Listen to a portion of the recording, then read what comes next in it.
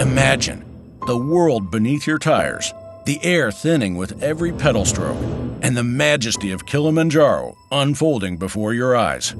Today, we're answering the call of the wild and asking, can you bike to the top of Africa's crown jewel? Yeah, you heard it right. Not just hiking, but biking our way to the top of the highest freestanding mountain in the world.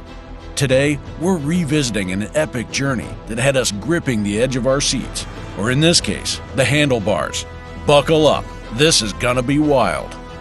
Our adventure began with a buzz of excitement as we touched down in Moshi. Picked up by our guide from one bike, we were welcomed to this Tanzanian gem. The day was all about gearing up and soaking in the vibes of Moshi, a perfect blend of anticipation and exploration. The wheels started turning on day 2 as we kicked off from Moshi town to Marangu village. Through the lens of our handlebars, we navigated deep into the villages, catching glimpses of the Chaga people's way of life. Pedaling through these communities, we became silent observers of their customs, traditions, and the pulse of their daily existence. Traditional dwellings stood proudly, revealing a rich architectural heritage that echoed the history of the Chaga. The marketplaces bustled with activity, vibrant and alive with the exchange of goods and stories.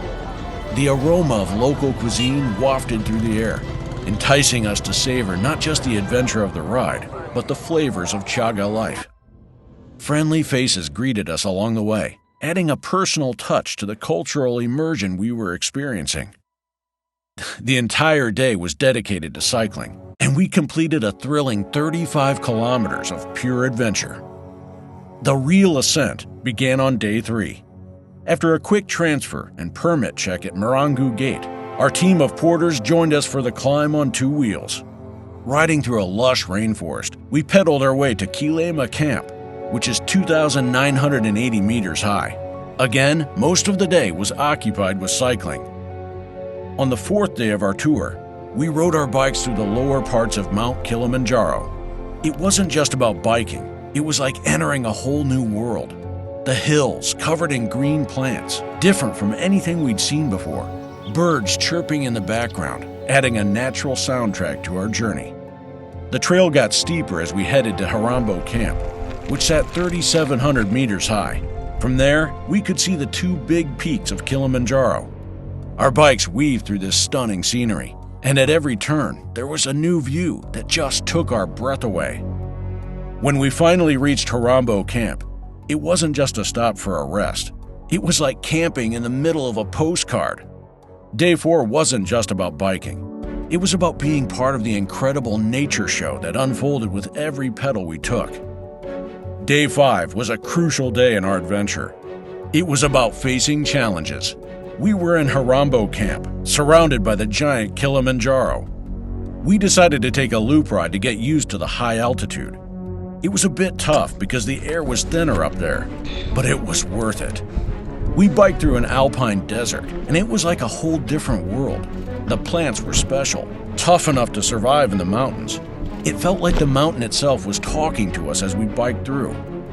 We made it to Mwenzi Hut, a high spot that showed we could handle both the biking and the high altitude.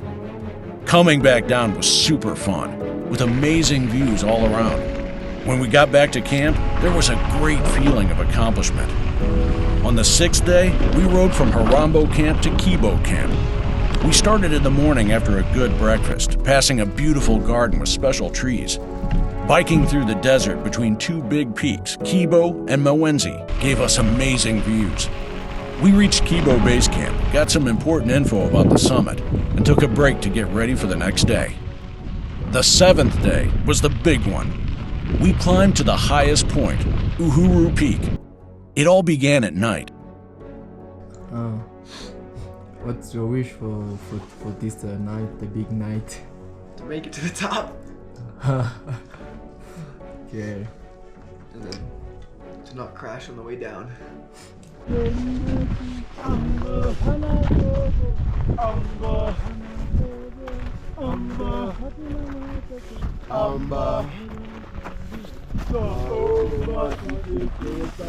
The path got steeper as we reached Gilmans Point.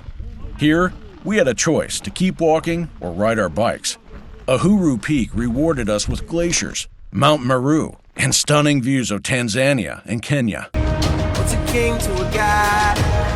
What's a god to a non-believer who don't believe in anything? Make it out alive. Alright. Coming down, we biked 20% and walked 80% from Kibo to Uhuru. Then 80% biking from Kibo to Harambo. A brunch break at Kibo Base Camp filled our energy for the journey back, making this day a mix of success and incredible sights. The next day, we rode down from Harambo Camp to Moshi through Kilema Gate. After a good night's sleep and breakfast, our last ride started. Going down through moorland and rainforest, we followed the same path back to Kilema Gate, all thanks to our supporting crew.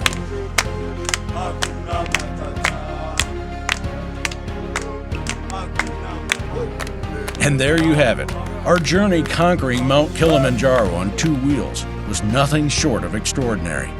From the bustling streets of Moshi to the serene landscapes of Marangu village, through the challenging ascents and breathtaking descents, each day brought its own unique adventure.